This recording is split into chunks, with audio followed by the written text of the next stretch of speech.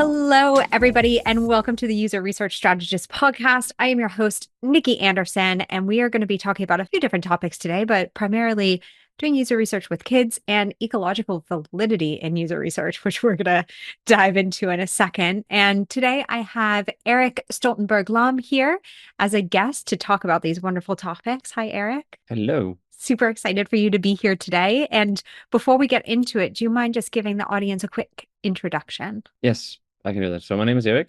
I am a behavior scientist who has a passion for understanding how people, especially kids at the moment, interact with any kind of digital experience or play experience in general. Currently, I work at the Lego Group. I am a lead behavior researcher there. I specialize in using behavioral science, experimentation, and innovation to uncover the kids' needs and what they really enjoy with digital play. Beyond my professional role at the Lego Group, I am a self-proclaimed research methodology nerd.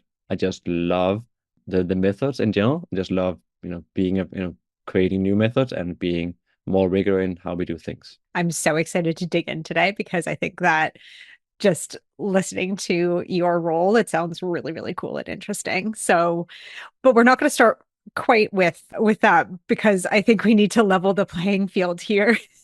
And I would love to hear, how do you define, or what is your definition of ecological validity in user research? Yeah, yes. I know you and I talked about talking about the validity in research in general.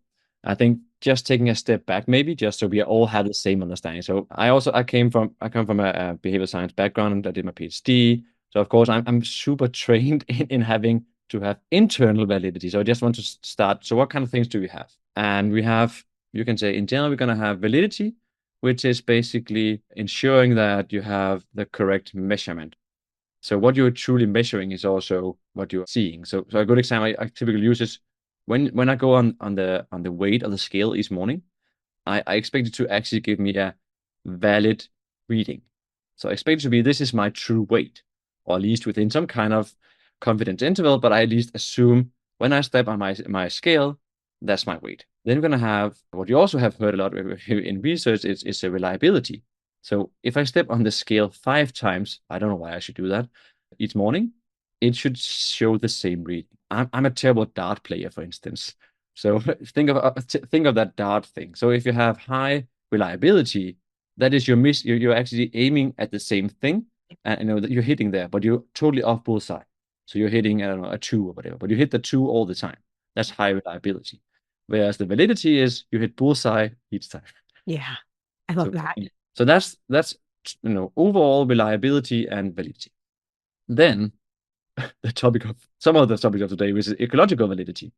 And that is from my research background, something you don't do, right? Because when you do scientific research in a lab, you actually want to have internal validity. You want to make sure that you can make causal relations between what you are measuring. That is the key. Now I'm out of academia. I'm in product land, right? We want to make products that will actually sell. We want to make any kind of services that people want to use. And whether you test something and it's totally valid and works in that kind of environment in the lab doesn't really matter. What really matters is, will people use this in the real world? And that is basically what ecological validity is about. It is what I have tested here. How likely is it that to replicate in the real world? And I think in a nutshell, that's what it is. For me, and it sounds easy enough, right? But for me, I think when we do product innovation, for me, that is the key. For me, that is to go back to my stakeholders and tell them, we have tested this, and I am what kind of I never give a percentage, but I'm going to say I am pretty confident this is going to work in the real world because I have tested it in the real world. And you, of course, you will never know before you launch. That's the thing. But at least you can de-risk any kind of product launch with ecological validity. Oh, I love this so much. I'm super, super excited to dive into this a little bit more because I think that we can get really stuck with testing things in lab like or testing environment like environments, right? We get really stuck in things that are actually so far outside of people's real worlds because there are 500 million things that are happening while somebody else is using your service, right? Just because I'm listening to music on Spotify doesn't mean that I'm not just sitting there doing my usability testing tasks on Spotify, right? I'm doing 5,000 other things. And so I'm curious for people who want to think about ecological validity in their research practice, what are some tips that you have for helping us de-risk those products in that real scenario? Luckily, I actually wrote that down. So whenever I'm working with any of my stakeholders or any new research to the field, I have 4 steps that you can, go through and think about. But before that, I think my favorite saying about ecological validity is think about this as if you want to study a lion. You don't go to the zoo. Have you ever seen a lion in a zoo? It's not the true natural habitat. So if you want to study a lion, you have to go to the Serengeti instead. Have that in mind when we go through these 4 steps, because that's basically what it's all about. And of course, sometimes you can't. Sometimes you cannot travel to the Serengeti because you can be eaten or whatever. Uh, so, but at least you can then say what is better than the zoo. For me, the zoo is this clinical lab. I think really stressing this because it doesn't really matter if you're a kid or an adult. These clinical labs, companies sometimes have these, just wide rooms. You can come in and you can do the usability test there. I have been in these rooms mm, as a researcher. Uh, it's scary. That is not me when I'm there. This is too clinical. This is too weird. And also, there's no competition because you brought me in here, right? So I'm not competing against anything. The couch is not there. Yeah. There's no competition here. Yeah. So I'm an ideal person in that lab. I don't know, I have high willpower. I am super rational. I'm basically a superhuman being in that lab. Yeah. But when I come home, I'm definitely not. I have 2 kids, my wife, and I have, all these kind of things. And the couch is there, and I have a TV on, whatever kind of thing. So definitely not myself.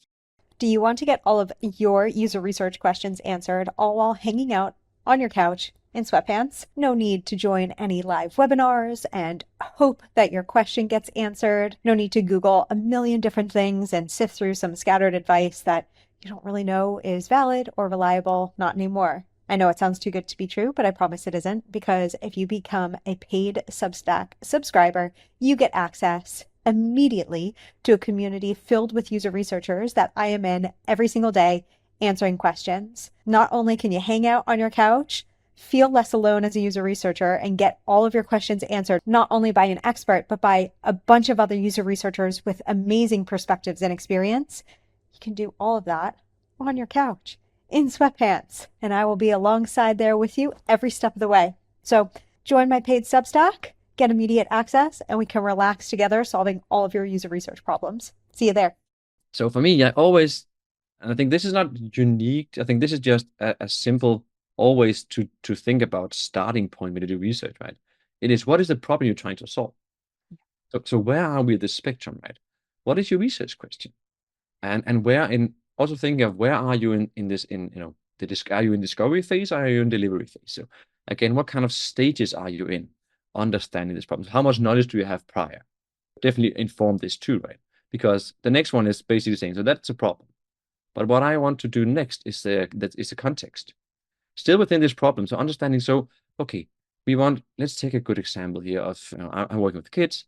We want parents to play more with their kids, for instance, because we know that for many parents that's a chore.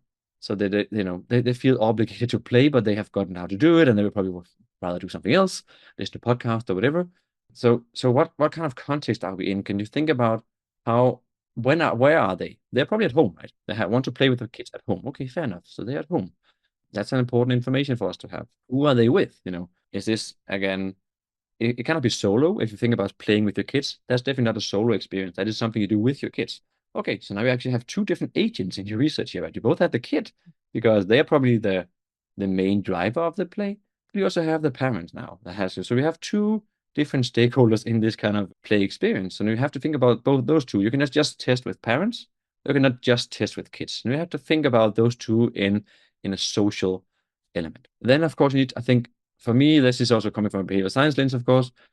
For me, you need to describe the behavior. So how does this experience look like? What is it? What is play for these families? And hopefully you have prior knowledge, you've done research before, so you can kind of say that. You have meaningful things to kind of say, I know exactly what kind of behaviors this is. So you also know what to measure. So that's the first thing. That's basically defining any kind of contextual behaviors and problems. So that's a problem for me, the problem statement. Then the next one is, how on earth are you going to test that? Yeah. Well, how will you design a realistic test environment? First thing comes to mind is, of course, can I go to people's home? Can I come into them and do some any kind of ethnographic or in-home testing? Is that possible? It probably is. Okay. So and then when we do this, we always, of course, think, what are the bias of coming into people's home? If you have ever done in-home testing, you also know that people are cleaning like many maniacs before, so everything is spotless. All these kind of things that definitely also interfere. And actually, sometimes with kids, testing in home is not ideal because they are too limited in terms of, but let's say you're going to test new innovations. So their mental model is pretty strong about what they typically do in their home. And with their parents present, there's actually a pretty high chance that they're going to have some kind of social desirability towards what the parents would say. So sometimes actually going too much into the context can be a problem. So, for instance, if I want to test parents and kids playing, I would probably think of something that is not in their home, not to begin with. If I can follow them along for longitudinal study, fair enough. We can go to the home later. Yeah. But in the first phase, I would probably think, could we do a playground? Could we do a theme park or whatever? Could we be somewhere else where there's less at stake for the kid? So again, thinking of how can I replicate the real world with my test? Yeah. Because at the end of the day, what you really want to understand, and I think that's the key thing here is when I launch this product, will it actually work in the real world? Yeah. And what you also need to be aware of there is, of course, what are any of the barriers surrounding this? So again, how can you actually make this as naturalistic as possible? So what kind of environment can you have here, and how can you make that as naturalistic as possible? So again, I know if you do really usability testing, you're talking about unmoderated, less moderated. Forget about that for a minute. Just say how can we actually make it as so basically, how can I remove myself as a researcher? Observe, because that is basically my third point. That is observe and measure behavior. If possible, in these situations, just observe. See what is unfolding here. Super unmotivated, you can say, right? But for me, that's really important because that's also you can see what is else in the environment. How many times is mom checking her phone? Is mom talking to someone else? How engaged is mom? Yeah. Just assuming it's mom playing, by the way. But how engaged is mom in this? What about the kid? How are they looking? What kind of engagement metrics do they show me? And of course, at some point you have to talk to them to get more information. But that's basically my triangulation in this situation. It is, what does the observable tell me, and what are they telling me with their words? That is actually something, if you talk kids in general, that's something you should always do if you test with kids in general. Yeah, and of course, the final thing is when you come home. That is, what did we learn and how can we iterate based on these observations? So what can we do for the next test? Are we satisfied with this, the outcome, or what else do we need to follow through with for the next step? So I think that is the fourth thing, basically saying, so what kind of problem, contextualize the behavior, Yeah. then designing for as realistic test environment as possible, observe the measurable behavior, and then basically iterate based on these observations. So that would be my four things to do to take this into account. Those four things, I believe, as you said, are applicable to both kids and adults, anybody that you're testing with.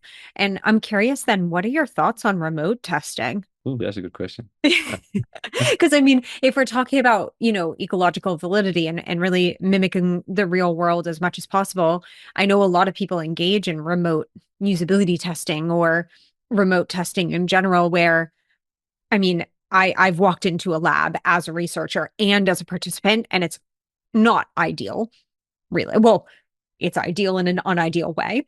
But what about things like if I'm sitting there and I'm testing, a product with somebody remotely? Do you have any thoughts on that? Yes, and I also have practice on it. Yeah.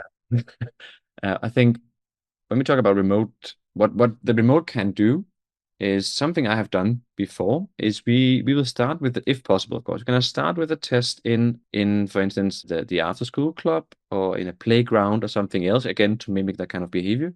Then send the parent or the family the product with them home to Mhm. do again because I also want to say this was fun one time again. whatever we do when we test things, we will limit the influence from other things in the world. When they test with us for an hour, people can behave good for an hour. But when they come home and like all the chores come in, all these kind of basically the day comes in their way. So I have done that in the past, starting with that because then I have an observation of both mom and kid. Or again, I just saying mom, it could be a dad, it could be the whole family, but I have an observation of them and I have seen something in the real life, then send them home, do remote testing. And what we have done, I basically do some diary studies. Yeah. So the mom and the dad, we do some diaries and take some pictures, whatever kind of process they have, and we will finalize that with a 30-minute, in-depth interview, for instance, because that gives kind of for me, a really good holistic view because I saw them in action. So I know when they are talking, I also understand the language. I understand when they say something, I understand that in context. So I have used that in the past. And I think, especially with kids, actually, I think they are also becoming more used to remote conversations in general. So they speak to their siblings, or they are not siblings per se, but at least the family.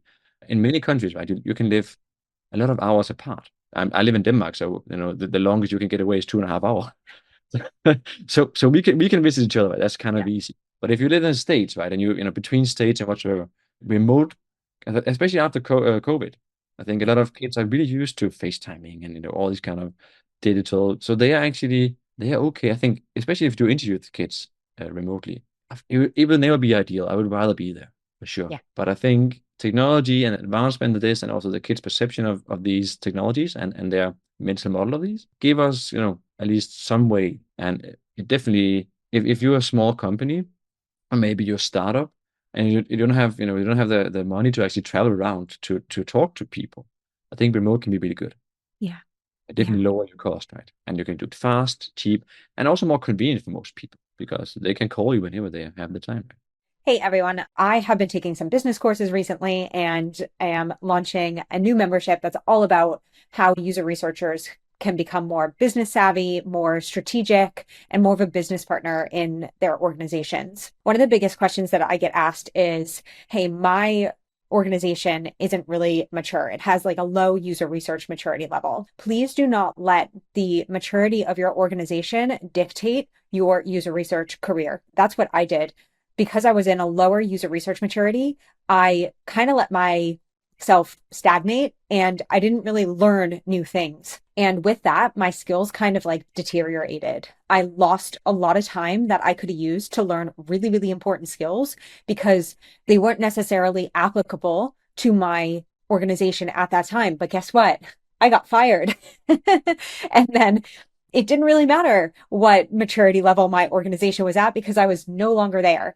And I wished that I had taken the time to learn some of these skills because they would have been applicable at the next places that I went into. I know that it can be hard sometimes and frustrating when you're in a low maturity organization and you want to push things, you want to learn new things, but please, please, please don't let your current organization and their levels of maturity impact your future career because I promise you, you will not be there forever and you will need the skills that you need to learn in the future. Promise, promise, promise, especially with the user research industry changing and us hopefully moving into that more strategic space and operating more as business partners and innovation partners to our organizations. Also, if you want more details on my membership and how to become a little bit more business oriented as a researcher, check out the link that I have. And I hope that helps. I love what you said.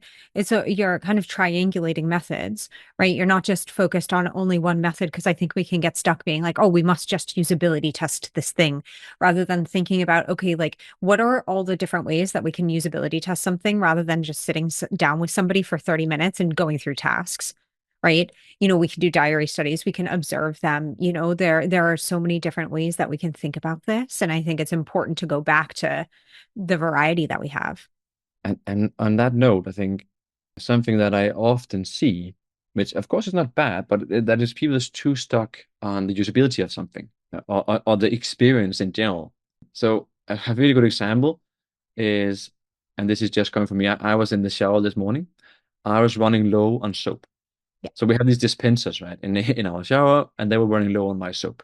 I have a really high motivation to act right now, right? And if you test it in a lab with me, how easy it was for me to refill my soap. it would be fairly easy, right? There's not that many constraints for me to refill my soap. But I tell you, I was in the shower for what, 5 minutes. I went out of the shower, have to dry up my clothes, whatever kind of routine I have to do. I forgot about that. Even if I didn't forget about it, I just came, it just came in mind now when you and I were talking, so I totally forgot about it.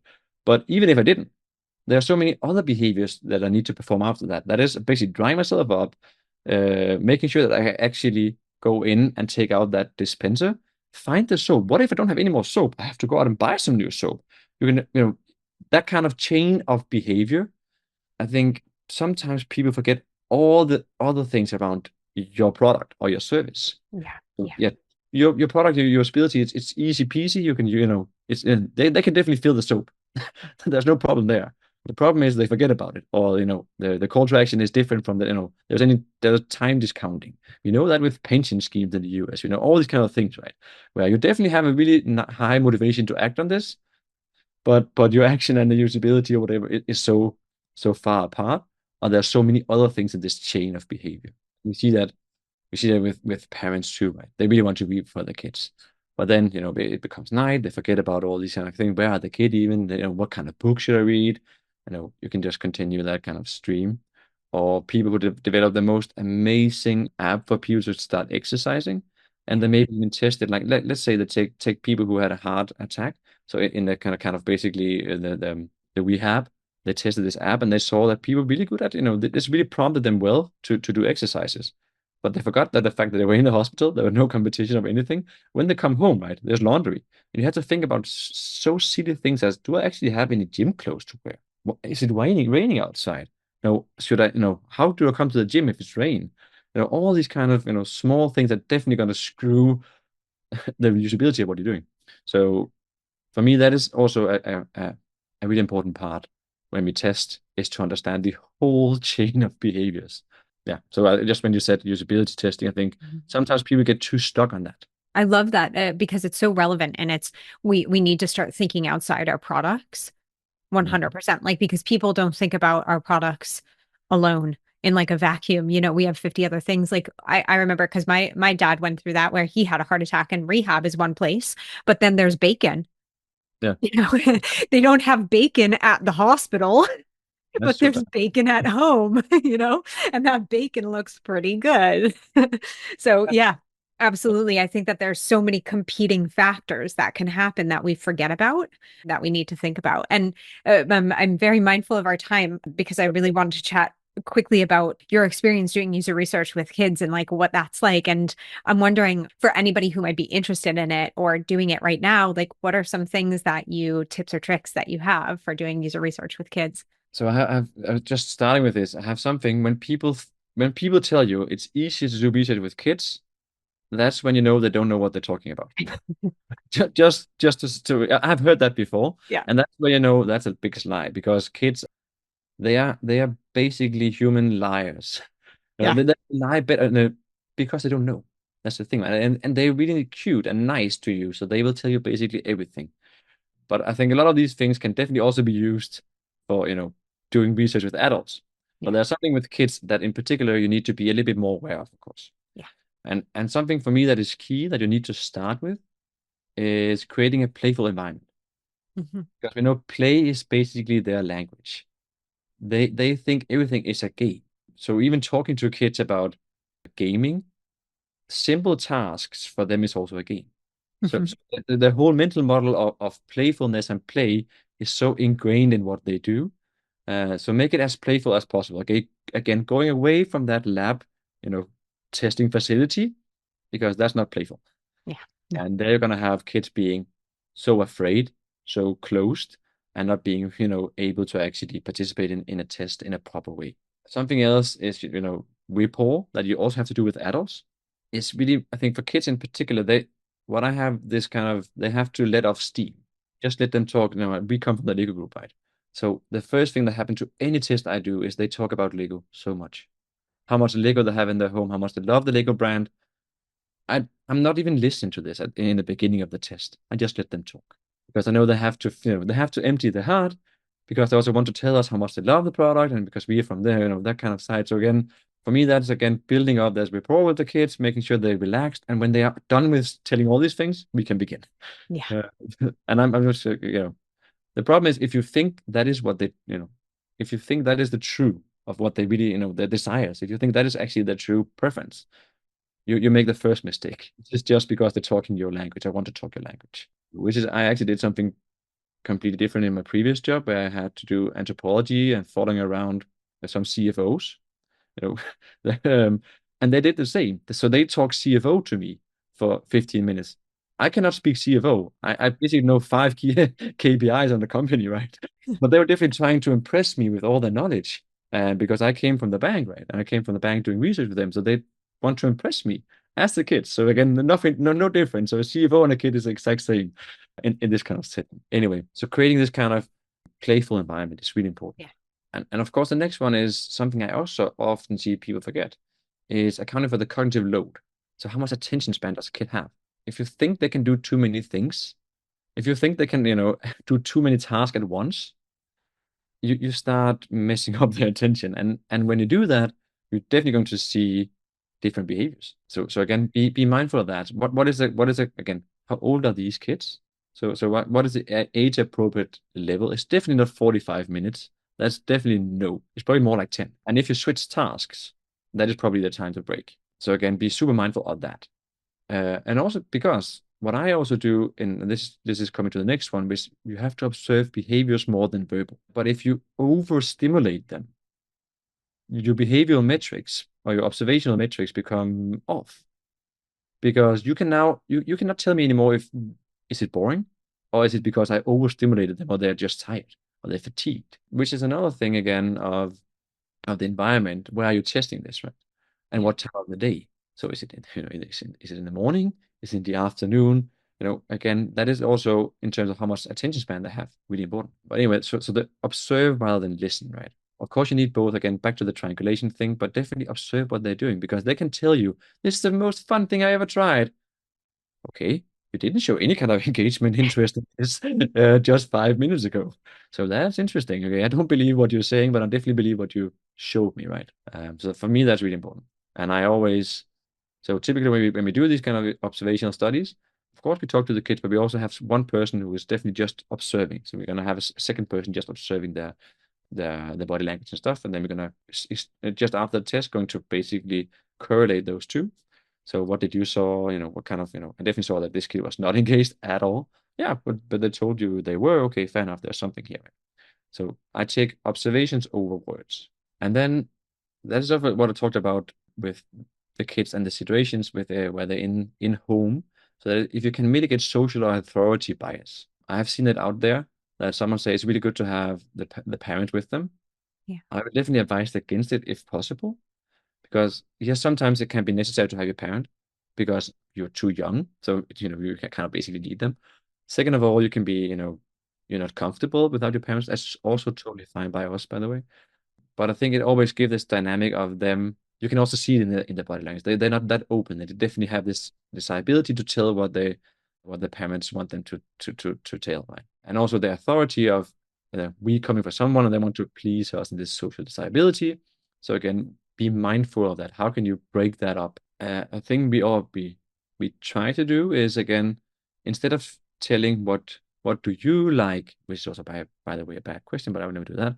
But basically, instead of asking it about them, you're gonna say, what would your friends think? Or Yeah. if you if this was a product for what I typically also can do is a grade down. So let's say they're in fourth grade. So what do you think for the third graders? What would they think about this? So trying to again taking them out of this and saying, so you have to evaluate for others Yeah. and your friends or other grades is typically a good way of mitigating that. And then of course testing context. Again, something I see often is people have developed a game, for instance, and it's a single player game. Therefore, they want to test kids play this game the single player, because it's a single player game. The problem is that we often see that kids, even though it is a single player game, they're comparing, for instance, their scores to their friends. Yeah. They're sitting next to each other playing the same Yeah. game on two different devices. So what do you actually want here? Do you want to test it in isolation or do you actually want to test it in solo and also in social play? So putting groups together. And also, what helps a lot with we know kids are typically social creatures as adults too. That's our survival mechanism. But when we test them together, you also see other mental models. You see two different mental models, and you're basically creating a think out loud protocol Yeah. because they're talking to each other, right? Yeah. So it's not a stereotypical thinking out loud protocol, but it's basically okay. Now you have these two kids talking to each other, playing next to each other. What is happening? Because from our observation, we know that is probably closer to the true context of what they will do if that game existed. So sometimes of that saying, okay, so how are they actually interacting with the game, and how can we then test that? So testing context and where will they play this game if it's a game. So going to the after school clubs, going to playgrounds, again, places that are more neutral to them, but also places where they actually play. And then of course, I think the final one is basically balancing all this. So having a holistic view of what you have done of the test. So again, taking into account what kind of context did we have today? How was this test? How much moderation were there on this test? What kind of alternatives were there? Something we do in our team is if kids want to leave, for instance, we let them. So we have kids, being in test with us for 5 minutes, and they say, "This is so boring," and then they're going to leave, and I say, "Thanks, you're the best. I love you. Here's a Yeah. gift for your participation. Leave the room. It's so nice," and that is a really cool insight. Yeah. Difficult for that kid. There was no interest whatsoever, right? And I'm also thinking of, because again, now we're testing a specific thing is so what have we seen and what is the potential barriers for this to work in a real life? Amazing. There are so many gems in there, and I'm really, really excited for people to dive into those. And I'm wondering, because we've come up to the end of our time, what is like one actionable thing that you would impart upon our audience today with your wisdom to kind of take away from this conversation? I don't like the word wisdom, but fair enough. I will definitely say what you can take away from this, and I would love people to use this more if possible. I think I'm definitely want to advocate for doing more ideological validity. But I think one thing, and I think it's just an easy thing for people to remember, if you're going to study lions, don't go to the zoo, go to the Serengeti. Yeah. I think for me that is a key thing, and I know from my stakeholders that is a thing they also remember. And so if you can do that movement of having more people to go to Africa to study the lions, that would be really nice. I think that's probably one of the, it's a really good way of thinking for when you do the research, thinking about, because we have all seen lions in the zoo, I assume, and they're definitely not natural. So that would probably be my best tip. And of course, with all the other things, there's a lot of good things in there, but there's also a lot of good material out there for you to actually do that. But if you think about that when you do your test, I think you come a long way.